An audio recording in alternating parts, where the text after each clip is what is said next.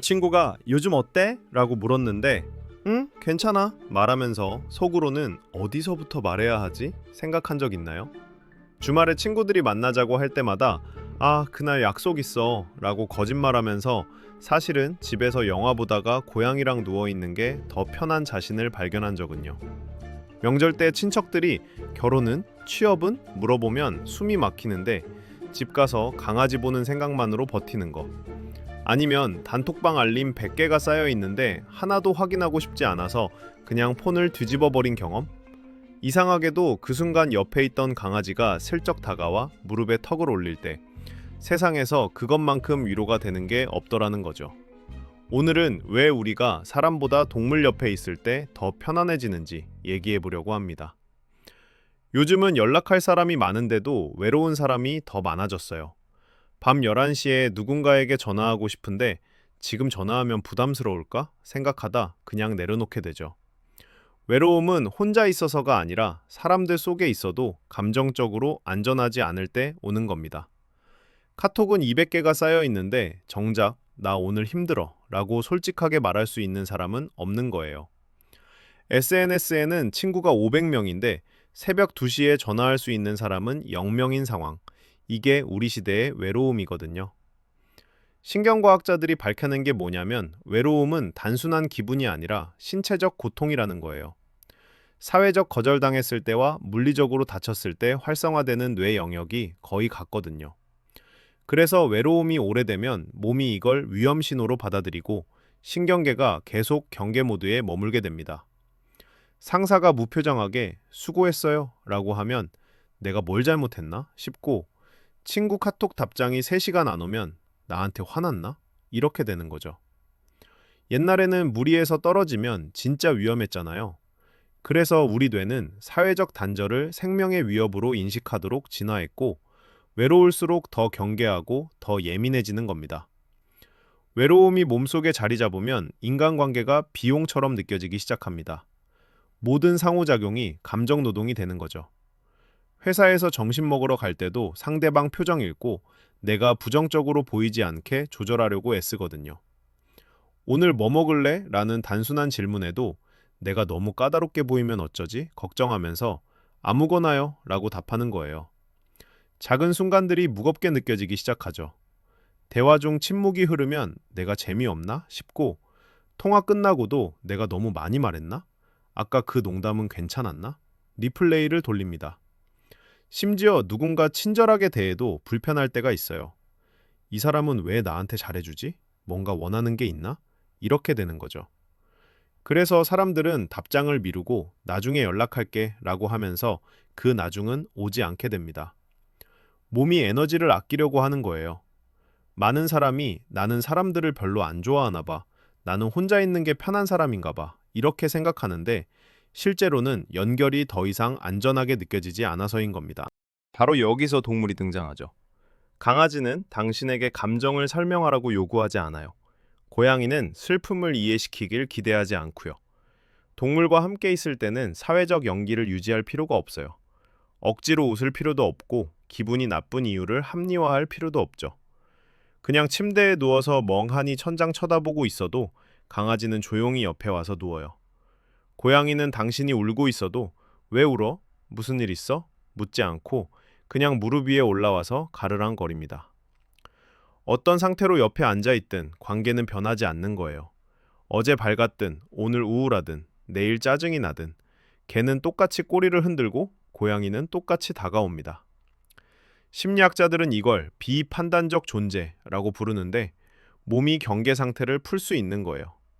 신경계가 지금 아무것도 요구되지 않아 라는 명확한 신호를 받거든요. 동물은 일관성으로 안전을 만들어주죠. 있는 그대로의 내가 나타나도 연결이 끊기지 않는다는 걸 아는 것.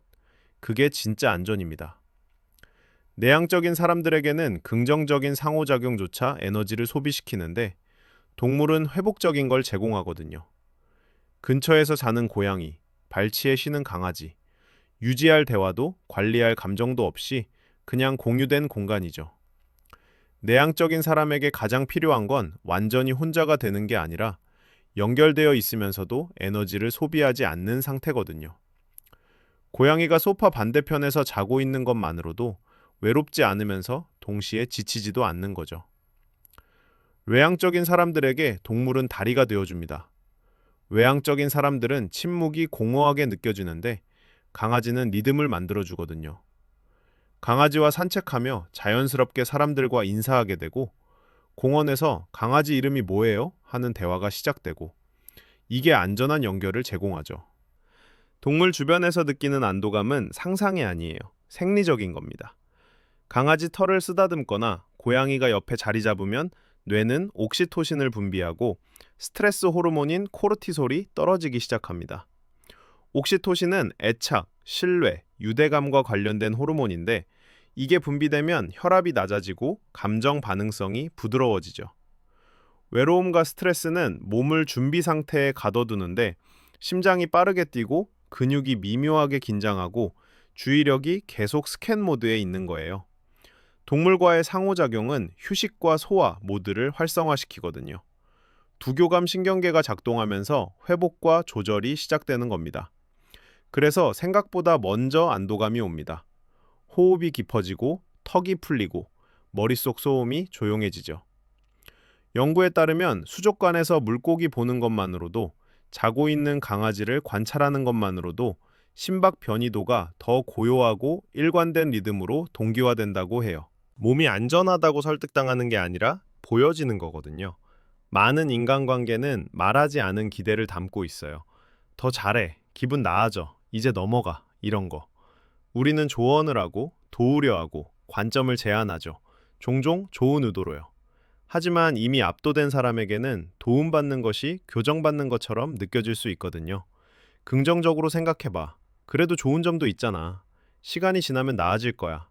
이런 말들이 위로가 아니라 빨리 괜찮아져야 해 라는 압박으로 들리는 거예요. 하지만 동물은 판단 없는 수용을 노력 없이 구현합니다. 강아지는 왜 아직 슬픈지 묻지 않고 고양이는 침묵에 짜증내지 않아요. 심리학자 칼 로저스는 진짜 치유가 일어나는 조건을 무조건적 긍정적 존중이라고 했는데 판단 없이, 평가 없이, 변화의 압박 없이 완전히 받아들여지는 거죠. 이론적으로는 좋은 치료의 기초인데 실제로는 인간이 지속적으로 제공하기 엄청 어렵거든요.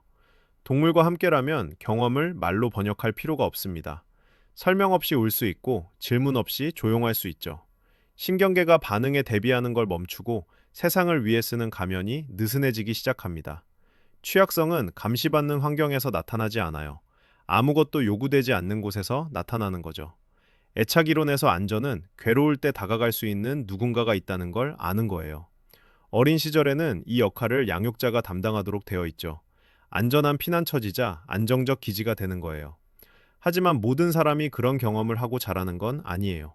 감정적 필요가 무시되었다고 배운 사람들, 엄마 바쁘니까 혼자 놀아. 그런 걸로 우는 게 어디 있어. 이런 말을 들으며 자란 사람들은 친밀함이 위험하게 느껴지기 시작합니다. 의존하는 게 불확실하게 느껴지고 감정을 표현하는 게 부담이 되는 거죠. 그럼에도 연결의 필요는 결코 사라지지 않아요. 성인이 되어 반려동물이 조용히 이 역할에 들어가는 경우가 많습니다.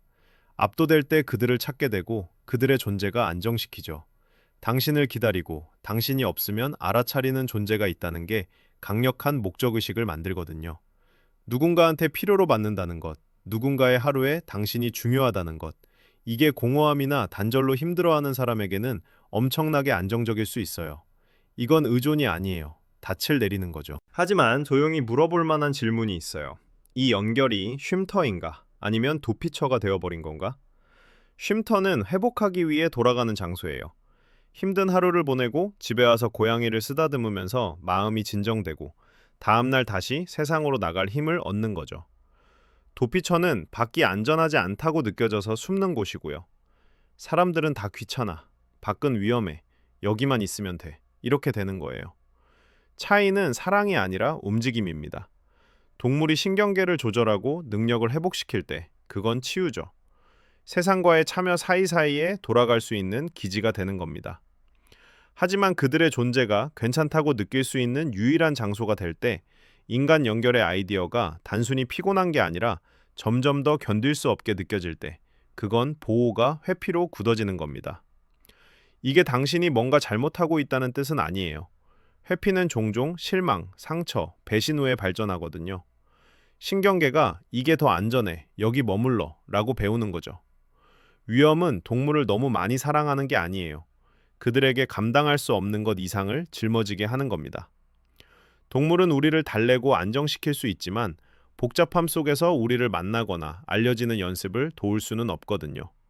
그게 실패가 아니라 애초에 그들의 역할이 아니었던 거죠. 목표는 동물을 사람으로 대체하는 게 아니었어요. 안전이 어떤 느낌인지 기억하는 거였죠. 반려동물은 신경계에게 연결이 아프지 않아도 되고 존재가 압박 없이 가능하다는 것을 보여줬어요. 그 경험이 참조점이 됩니다. 당신이 가지고 다닐 수 있는 느껴진 감각이죠. 모든 곳에서, 모든 사람과는 아니지만 올바른 사람들과는 가능한 거예요. 통합은 갑자기 더 사교적이 되는 게 아니에요. 더 선택적이 되는 거죠.